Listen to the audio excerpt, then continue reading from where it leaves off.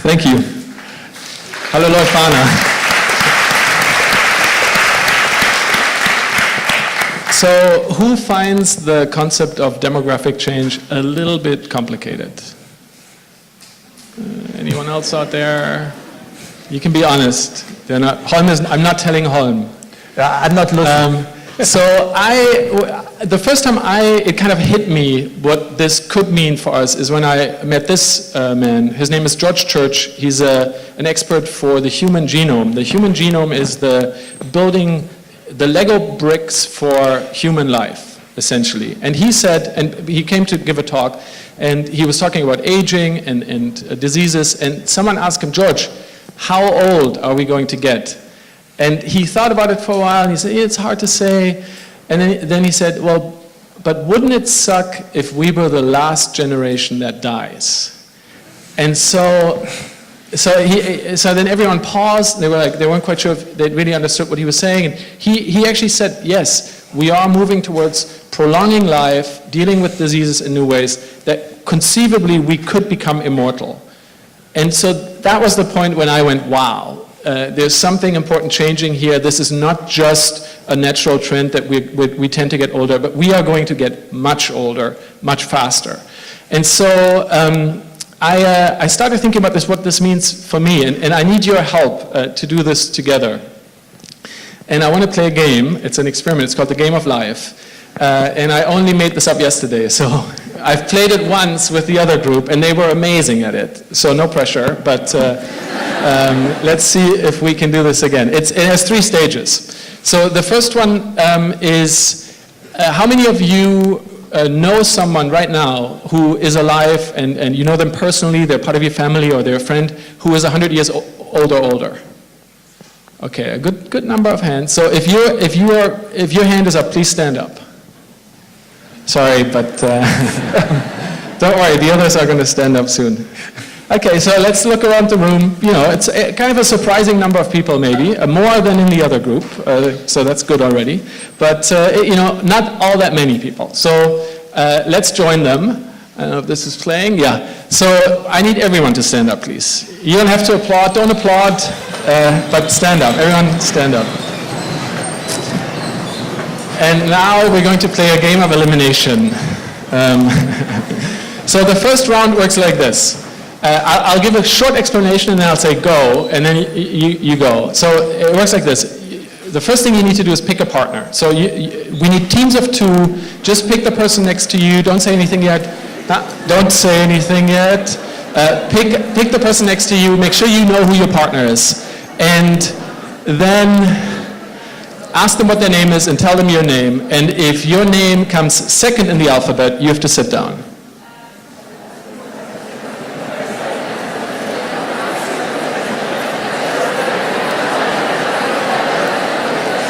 So if you are Anton, you're going to have really good chances winning this game.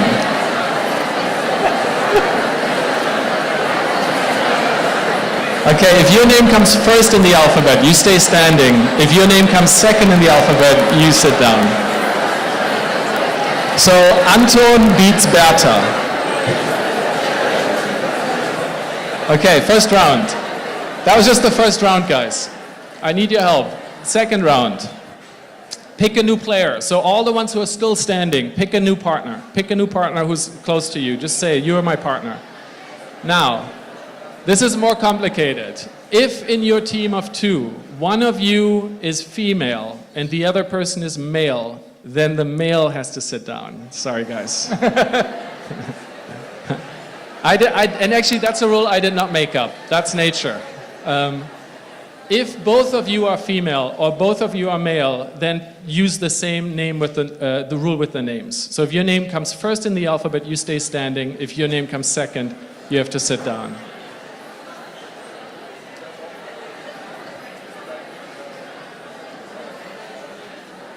Okay, so let's pause for a second here. You can exchange telephone numbers later. So let's look around the room. There are a lot more people standing right now than there were standing just 5 minutes ago.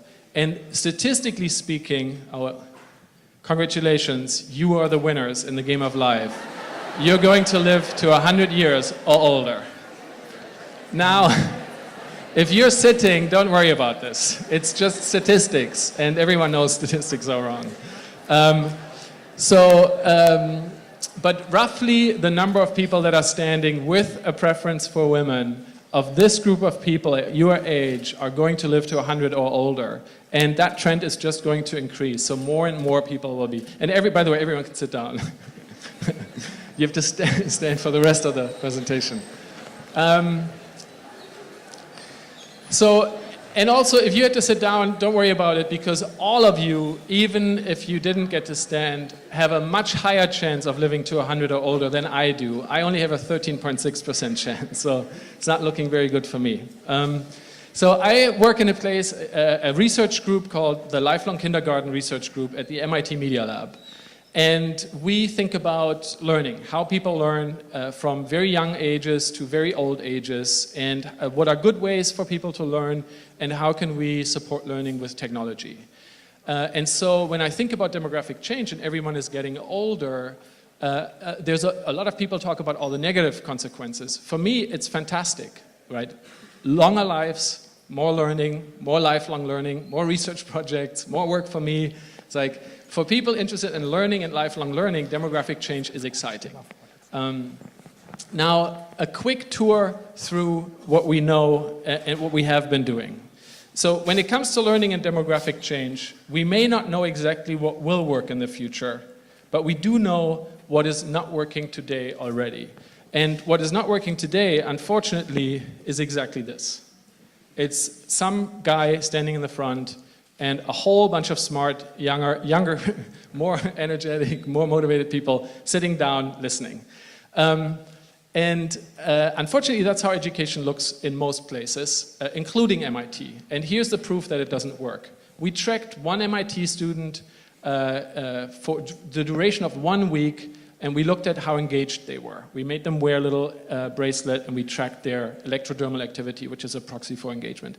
And we found that the lowest level of engagement throughout the entire week, lower than when they were watching TV, lower than when they were cleaning their apartments, lower even than when they were sleeping, is when they are sitting in a lecture like you are right now. So I already know nobody here is listening or will remember anything that I say, but that's okay. And things used to be really simple, right? Like lives used to be simple and learning used to be simple. You started with a few years of play, and that was great. Then you had to go to school and then university. That was, sometimes good. Then you had to work for the longest period. And then you got to relax at the end. And actually, it doesn't look like this. It looks more like this, right? There's a lot more work. That's the biggest chunk. Now, it doesn't look like this anymore. This is over. My life doesn't work like that. Your life will definitely not work like that. It'll look like this. The 4 things, play, learn, work, relax, are going to happen at the same time throughout your lives. It doesn't mean that they're always happening to the same amount. It's not like you're always playing, learning, working, relaxing, like right now, for example. Obviously, you're not relaxing right now. But it'll be more like kind of a fluctuation. It'll go up and down, and things will be combined, and it'll look different, and it'll go on through your entire life. There aren't these blocks, these linear stages that we had before. So things aren't as easy. Now, if we think about our lives as learning experiences, we should think about what are the things that we want to learn. What are the things that are most useful for us to learn if we're going to be learning for 80 or 100 or 120 years. And also the people who stood at the beginning, they're going to have to learn a lot longer than the others. That's the downside.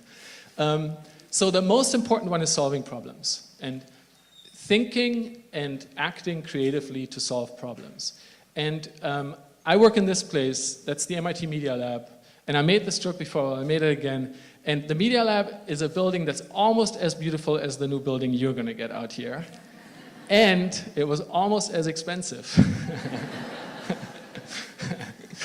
And we know a little bit about problem solving because we are famous for training innovators, people who design new technologies that change the lives of millions of people.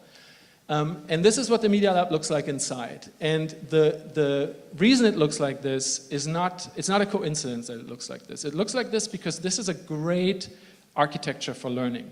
And when we talk about learning at the Media Lab, we talk about it in the context of the 4 Ps of creative learning. And they can be applied anywhere, not just at the Media Lab. The 4 Ps are, take out your pencils, projects.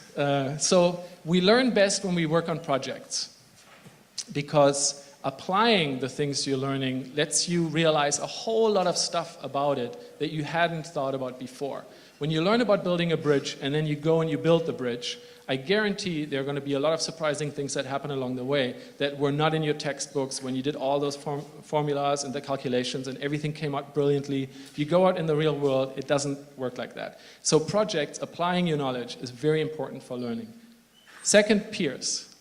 And we used to call them people, but peers are more important because no hard problems can be solved by one person on their own. So learning to collaborate with others, and that means both learning from others and also teaching others, helping others, is an extremely important skill. And at the Media Lab, all projects are done by teams.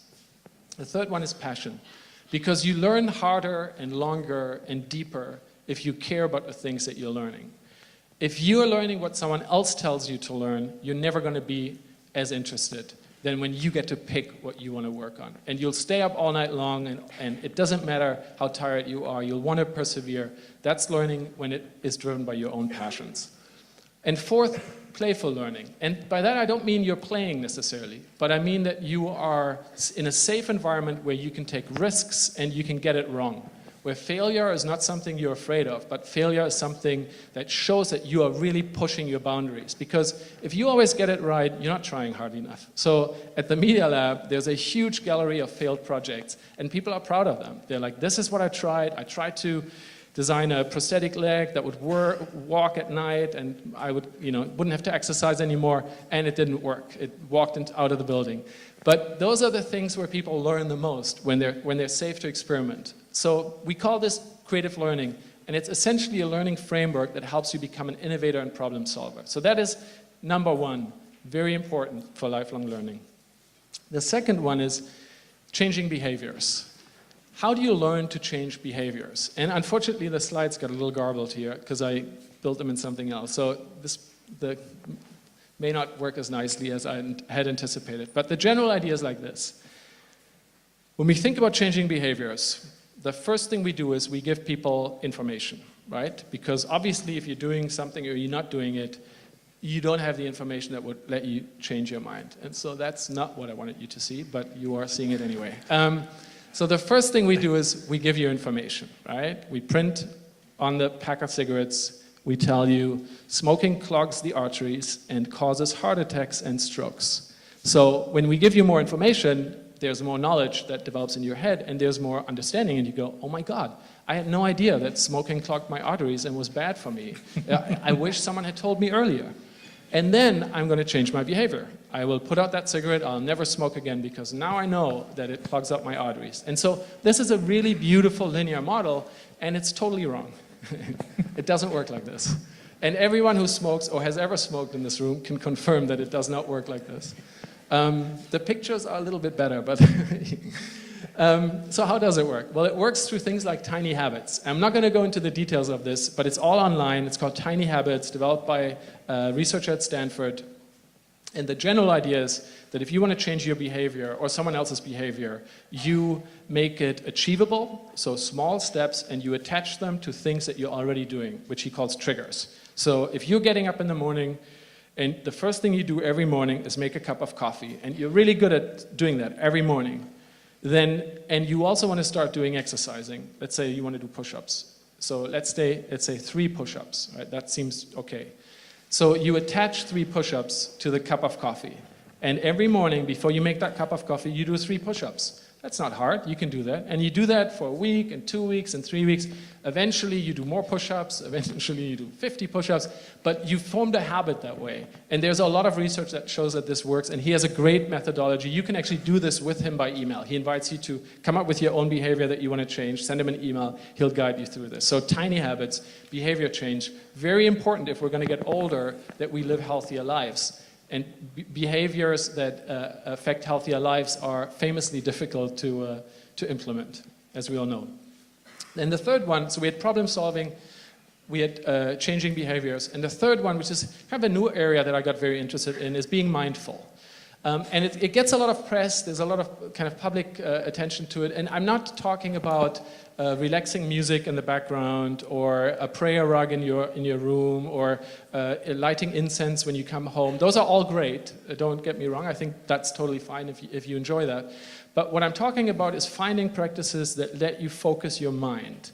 And focusing your mind means being still and watching yourself think or watching yourself react, and then making decisions about how you are reacting. And there's now a huge body of research that shows mindfulness practices increase performance of athletes, of artists. So Formula One teams employ experts now who practice mindfulness techniques with their drivers.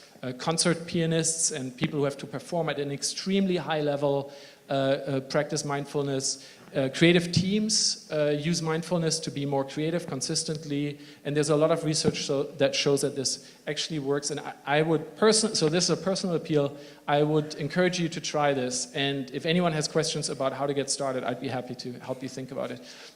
It also, with respect to medical effects, there's now research that shows for depression, you essentially have two choices in really severe cases of depression. It's medication or meditation.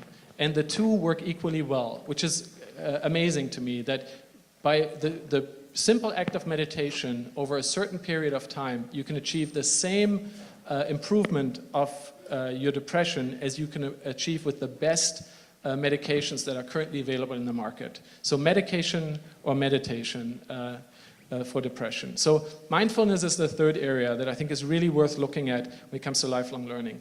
And then finally, this is a little bit of a personal plug. I just want to, when we talk about aging and demographic change, we often think of the older people as kind of the problem, right?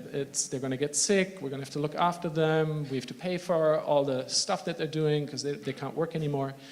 And this is my grandmother, Oma Goldi, who passed away a few years ago. And in my life, I've learned so much from her. I've learned so much from her about having a family, about caring for other people, about cooking goulash, about being the person that I am, that I would encourage you, as you think about these projects, to also consider the older people as an incredible wealth of wisdom and expertise and kindness and an opportunity, not just a problem. And so with that, I wish you all good luck with your projects, and I'm very excited to see what you come up with. Thank you.